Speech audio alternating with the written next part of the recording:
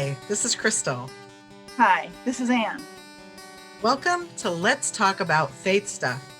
Today, we introduce the second week in Advent. How was your first week of Advent, Anne? Well, it was okay. We're hanging in there. We're hopeful. Right. Last week we talked about hope, and this week we're talking about peace. Two things I think that will come in very handy. We did recently talk about peace also in our Fruit of the Spirit series.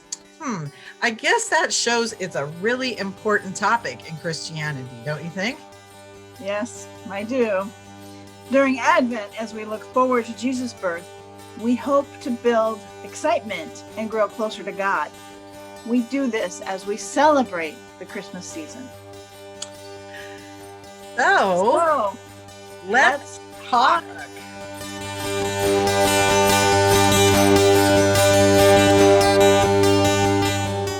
So, a lot of us have decorated for Christmas, and I just love decorating for Christmas. I love the lights and the decorations and the colors.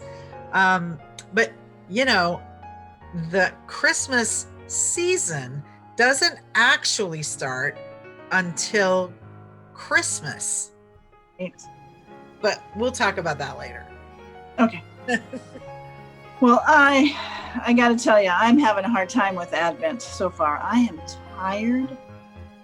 We've had a series of unfortunate events happen in the last few days, and I'm thinking I really need to plan how I'm going to actually participate in a good way in Advent. How can we have peace when there's so much chaos around us? Oh, that's a really good question, and I think it's really hard to find peace, especially when you're experiencing things that are happening to you that are a tragedy, or difficult. And then on top of that, you have the anticipation of gift giving at Christmas. We talked a little bit about that last time, where the expectation is there for gift giving, and you have that stress. And if you send out Christmas cards to people, you have that added thing on top of it. And it's really hard to find peace because you have no extra time. You're working, you're doing all of those things, and then trying to find peace on top of it doesn't sound very peaceful to me. Well, I remember reading a story in the Bible in Luke about when Mary found out she was going to have Jesus. And she sang a song, and it's called the Magnificat. And I was thinking, how do you find peace after just finding out that you're going to give birth to the Messiah? Weird things are happening to you, and you sing a song? Wow, I think Mary may have been onto something there. What do you think? Yeah, that news doesn't sound like it would be very peaceful, but I think there is something about being more connected with God that gives you peace. And I think in that moment, when she heard that she was going to give birth, though that causes a lot of stress, I think that at that point she felt most connected with God that she ever had. And that would give you peace. It would, and to be chosen out of all the women in the world, she kept saying, you have made me blessed, and if you want to read that story, it's in the first chapter of Luke. You might want to look that up when you can, just to understand the story. But she talks about how she's been blessed. Think about that. And that sort of settles me into a place, I don't know about you, but settles me into a place where I think, I have all these stresses. They're made by me. What is God doing in my life that maybe I could focus on that? We're getting ready for a big deal, right? Christ is coming. Yes, we are hopeful. Right. We are hopeful for good things to happen, or we're hopeful for what the season might bring. Right. And then now we're going to be peaceful. I actually, when I we were talking about Christmas decorations a minute or two ago.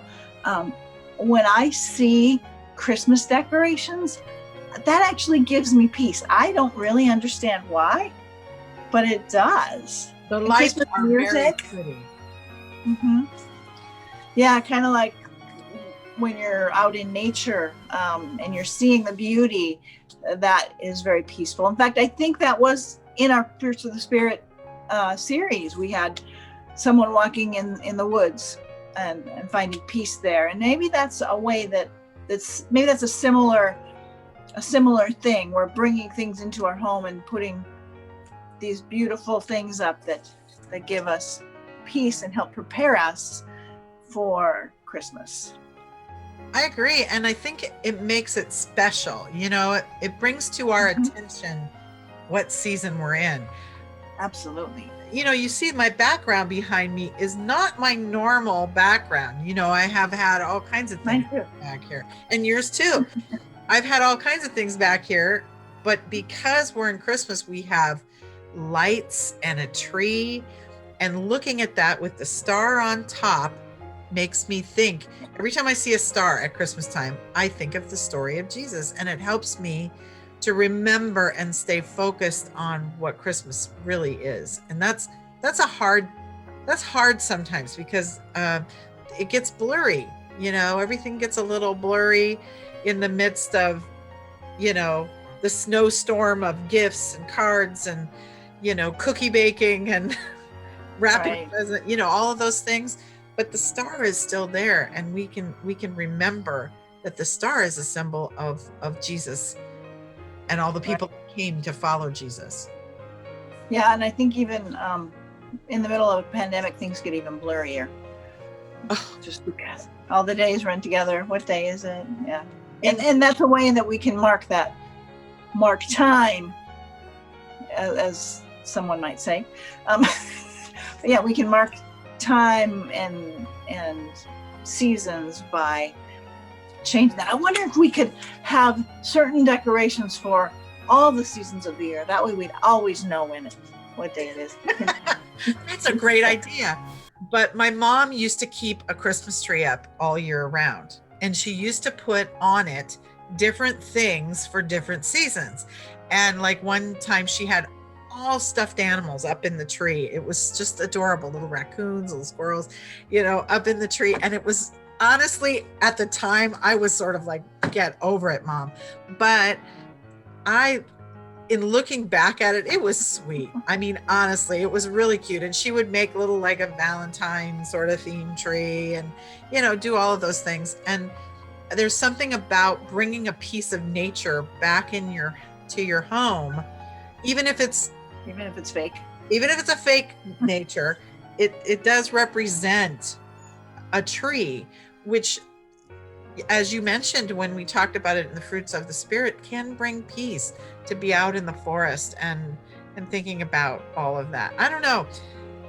Finding peace in this time is hard. I think we're all feeling a little raw and worn out.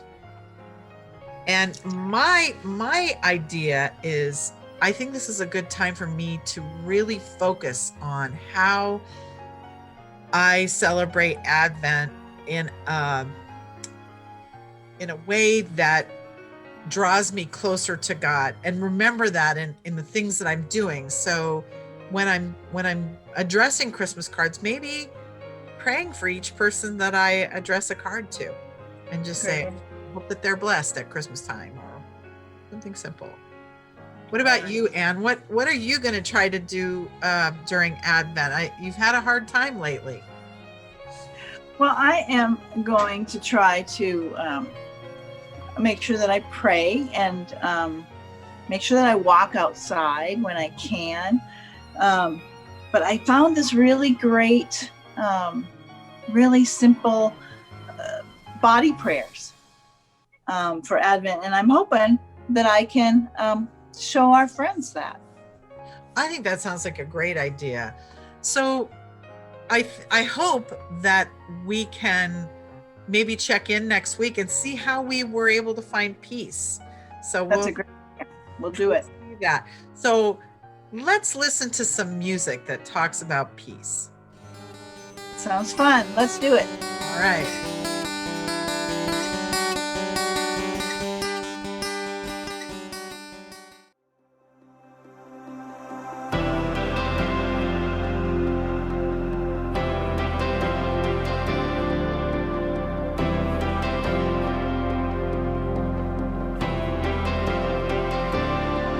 The storm inside, it brings me to my knees, nowhere to hide. This weight is crippling. Come speak to the sea that's raging inside of me. All of this worry, to you I will release.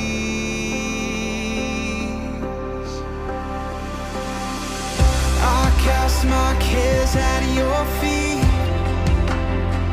Take it all, take it all. I trade my fear for your peace. Take it all, take it all. Give me your peace.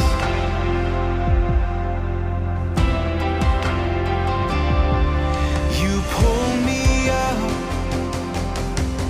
when I feel beneath. You clear the skies. You are my soul's relief. Come speak to the sea that's raging inside of me. All of this worry, to you I will release. I cast my cares at your feet. Take it all, take it all. I'll trade my fear for your peace. Take it all, take it all. Give me your peace. Oh,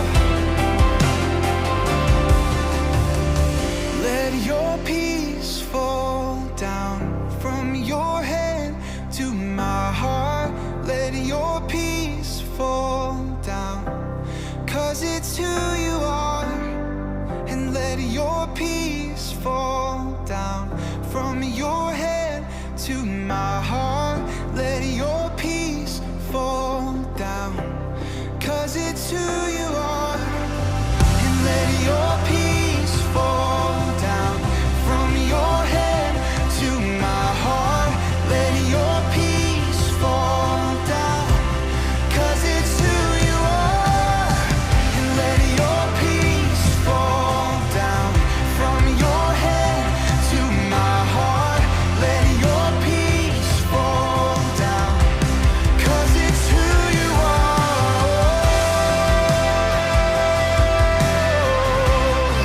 Oh, it's who you are, Lord. Let peace fall down from your head to our heart.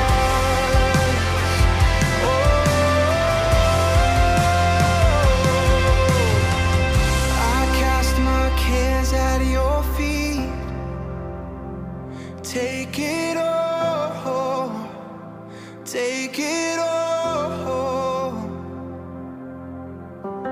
I trade my fear for your peace. Take it all, take it all. Give me your peace.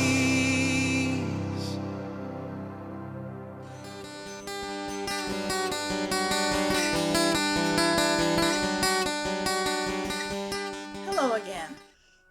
As we talk about Advent being a time to work on being more connected with God, it might be most obvious to say we would do that through prayer. But sometimes we don't really know how to pray. Sometimes when we think of prayer, we think of folding our hands, bowing our heads, and closing our eyes and sitting quietly. And sometimes we don't know how to do that. But there are lots of ways to pray. And so one of those ways is with body prayer. And I want to share one with you that I have recently seen that's a pretty easy one. Because when we pray with our body, we're engaging more of ourselves. We're engaging our brains with the spiritual and physical aspects of ourselves. So it goes like this. It starts, "Oh Holy One." And when we say, "Oh Holy One," we're going to lift our hands in the air, maybe look up. Doesn't mean that the divine is necessarily only up, but that's what we think of when we say, "Oh Holy One." May your peace, we're going to clasp our hands, we're going to put them over our heart. And then surround me. May your peace work through me. And may your peace extend to the world. And then we say amen. So let's do it together. Oh Holy One, may your peace surround me. May your peace work through me. May your peace extend to the whole world. Amen. Do it as many times as you'd like at home and use whatever emotions and whatever words you want to. Have fun with it. See you later. Bye.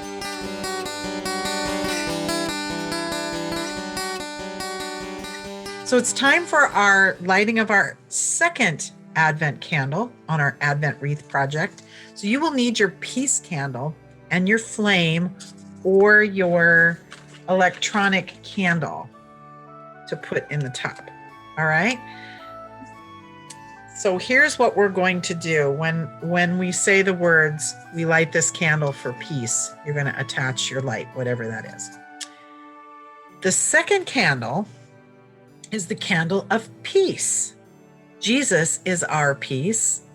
His peace is deep within us, and it reaches out to friends and strangers and brings justice to our world. We light this candle for peace.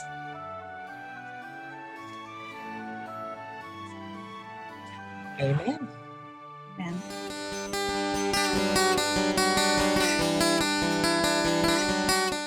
We hope that you have some ideas about how to find peace during Advent. Next week, remember to have your Advent wreath handy again, and we'll continue to celebrate Advent together by lighting more candles. Have a good week, and remember to have peace because the light is coming. See you next time. Bye. Bye.